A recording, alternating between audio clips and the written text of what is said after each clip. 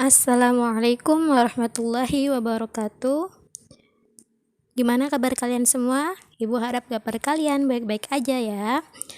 Hari ini kita belajar tentang pembuatan produksi video bagian pertama, yaitu dokumen tahap praproduksi. Oke, kita mulai pelajarannya.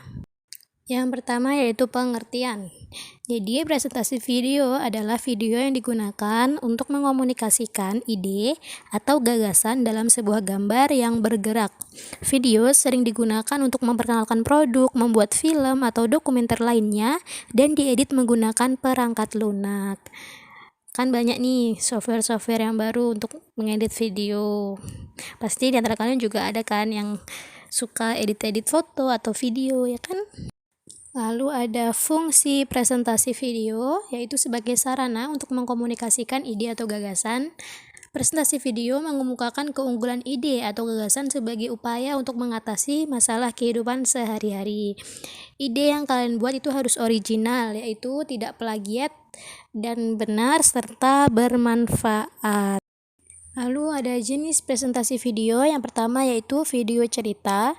Video cerita itu memiliki tujuan untuk memaparkan cerita. Video cerita memiliki alur cerita yang terdapat pembuka, klimaks, dan anti klimaks. Klimaks itu masalahnya ya. Yang kedua ada video dokumenter, yaitu untuk merekam sebuah kejadian atau peristiwa dalam kehidupan nyata. Yang ketiga ada video berita, untuk memaparkan sebuah berita langsung dari sumbernya. Terus yang keempat ada video pembelajaran, bertujuan untuk memberikan materi pembelajaran agar mudah diserap nilai dan hikmahnya. Terus yang terakhir ada video presentasi, bertujuan untuk mengkomunikasikan ide atau gagasan. Ciri-ciri presentasi video yang harus ada dalam video, yang pertama yaitu menyampaikan ide, lalu menunjukkan solusi dari sebuah permasalahan, mengkomunikasikan produk dan jasa, lalu menunjukkan cara kerja dari produk atau jasa tersebut. Hal-hal yang harus diperhatikan dalam pembuatan video, yang pertama ada alur presentasi logis, jadi dimulai dari masalah dan ditujukan solusinya berupa gagasan yang dapat dikemukakan, lalu menggunakan urutan naratif, urutan deskriptif, dan urutan penjelasan dengan titik berat pada urutan deskriptif, jadi harus lebih menjelaskan ya. Urutan terjaga kontinuitasnya, jadi harus berkesinambungan. Lalu narasi hanya mengantar dan menjelaskan hal tertentu, tidak mendominasi seluruh tayangan. Narasi menggunakan kata-kata lugas dan bukan mengomentari tampilan gambar.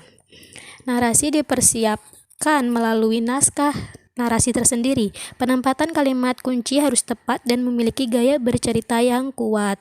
Lalu dapat menggunakan kesaksian orang terkenal, ilmuwan atau praktisi. Yang terakhir, pada tahap simpulan ditutup dengan narasi yang kuat, berpengaruh, menggunakan gambar yang jelas dan background yang sesuai. Dalam pembuatan video terdapat 3 tahapan. Yang pertama, tahapan proses praproduksi, lalu proses produksi, dan pasca produksi. Yang kita bahas adalah tahap praproduksi. Tahap praproduksi adalah persiapan sebelum memulai proses produksi, seperti syuting film dan video. Tujuannya yaitu untuk mempersiapkan segala sesuatunya agar proses produksi dapat berjalan sesuai dengan konsep dan menghasilkan suatu karya video yang diinginkan. Berikut ini langkah-langkah yang dibutuhkan untuk memulai tahap praproduksi video. Yang pertama ada merumuskan masalah. Masalah merupakan kesenjangan antara kondisi ideal dengan kondisi nyata. Jadi ini ada beberapa masalah yang dapat kita rumuskan melalui yang pertama adalah yang produk, yaitu melalui ukurannya, bentuk, fungsi, warna, dan bahan. Lalu jika itu benda kerja, maka kita bisa lihat masalahnya pada ketepatan, kecepatan, dan kenyamanan. Lalu cara kerjanya, apakah itu efisien, waktunya baik, lalu kerapian, kecepatan, dan inovasi dari sebuah produk atau jasa. Jadi dari faktor-faktor ini dapat kita rumuskan masalahnya. Yang kedua ada ide, yaitu tahap merancang dan menyusun pemikiran yang menyebabkan timbulnya sebuah konsep. Pembuatan presentasi video harus dimulai dengan menciptakan sebuah ide. Selanjutnya mengembangkan ide dan konsep tersebut berdasarkan masalah.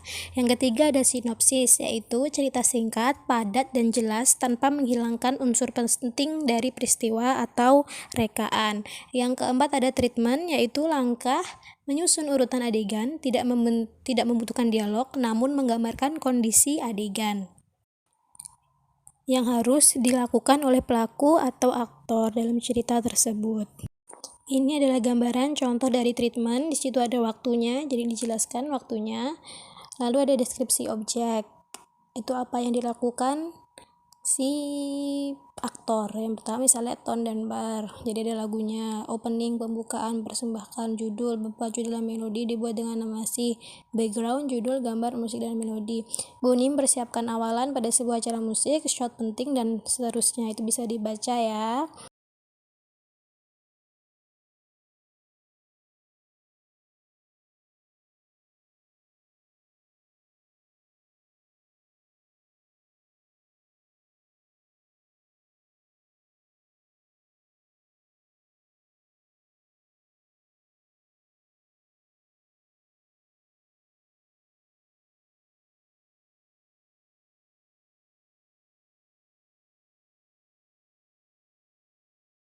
Langkah-langkah praproduksi selanjutnya yang terakhir yaitu naskah. Naskah adalah suatu teks yang berisi gambaran alur cerita yang akan terlihat di layar. Jadi di sini itu seperti sinopsis tapi lebih panjang dan lebih lengkap ya. Lalu sebelum memulai menulis naskah, untuk kepentingan dan tujuan apapun, sebaiknya Anda memahami karakteristik media audiovisual terlebih dahulu.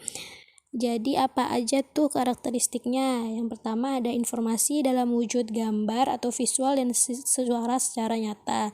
Lalu visual lebih utama dari suara. Lalu berupa gambar atau visual fakta, kejadian nyata, fiksi atau gagasan kreatif.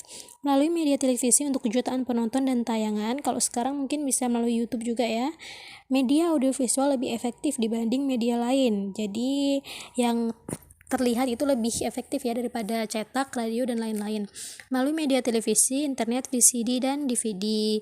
Jika ingin dapat ditonton berulang kali dalam VCD dan DVD. Lalu dibatasi oleh waktu atau durasi, diharuskan tidak ada kesalahan informasi, biaya relatif mahal, waktu produksi relatif lama, lalu yang terakhir tahapan produksi secara sistematis, yaitu praproduksi, produksi, dan pasca produksi.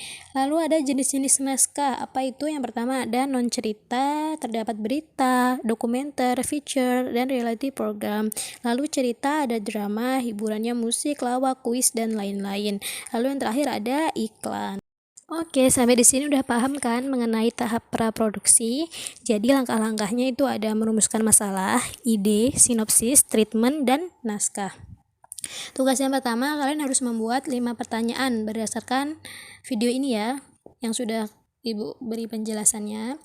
Lalu tugas yang kedua yaitu membuat tahapan praproduksi berdasarkan langkah-langkah praproduksi, yaitu ada merumuskan masalah, ide, sinopsis, treatment, dan naskah. Itu berdasarkan dengan video produksi yang nanti kalian akan buat di akhir semester. Jadi kalau bisa ini memang harus difikirkan baik-baik ya. Misalnya kalian nanti di video terakhir kalian ingin membuat iklan misalnya. Jadi iklan itu tentang apa? Kalian harus pikirkan bagaimana masalahnya, idenya, sinopsisnya, treatmentnya, dan naskahnya. Jadi nanti ketika sudah di proses produksi kalian sudah punya nih tahapan praproduksinya. Tinggal dijalankan waktu di proses produksi. Untuk tugas 2 kalian boleh berkelompok 5 orang ya. Kalian pilih sendiri temannya. Itu kelompok yang akan sama-sama kalian dalam proses pembuatan video selanjutnya. Oke, kalian bisa tanyakan di WhatsApp kalau kurang jelas. I think that's all. Oke, saya kira sudah cukup untuk pelajaran hari ini. Wassalamualaikum warahmatullahi wabarakatuh.